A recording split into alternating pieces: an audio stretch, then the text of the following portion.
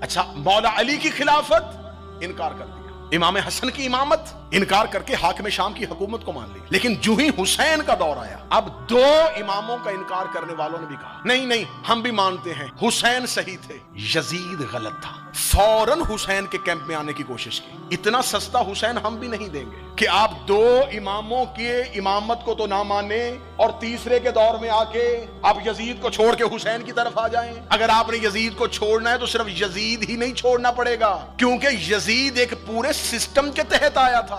میں جملہ کہنے لگا ہوں، جملہ آپ نے دلوں میں عقیدہ بنا کے رکھنا. صرف یزید غلط نہیں تھا، اس کا پورا سسٹم غلط. جس نظام کے تحت وہ خلیفہ بنا تھا وہ پورا نظام غلط. یزید اپنی مرضی سے خلیفہ نہیں بن گیا تھا، لوگوں نے اس کی بیعت کی تھی تو وہ خلیفہ بنا. باپ نے اس کے لیے وصیت کی تھی تو خلیفہ بنا.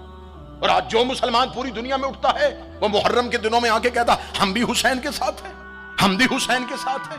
بالکل حسین حق پر تھے، حسین صحیح تھے. حسین صحیح کہنے کے لیے کئی غلط کہنے پڑتے ہیں. صرف حسین صحیح نہیں، حسین جس نظام کے تحت تھے وہ پورا نظام صحیح تھا. صرف یزید غلط نہیں، یزید جس نظام کے تحت تھا وہ نظام غلط. یزید خلافت کا نمائندہ تھا، حسین امامت کا نمائندہ تھا. حسین کی امامت پہ نص ہے، حسن کی وصیت کی اور اللہ کی. خدا کا حکم تھا اور ایک امام دوسرے امام کو اپنا وصی بنا رہا تھا. لہٰذا امام حسین کی امامت صرف حسین کی امامت نہیں، حسین کی امامت میں امام حسن کی امامت، امام حسن کی امامت میں مولا علی کی امامت ہے. تو یہ فرق ہے حسین کو صحیح کہنا. اتنا بڑا کلیجہ چاہیے حسین صحیح کہنے کے لیے، اتنا بڑا جگر چاہیے یزید غلط کہنے کے لیے.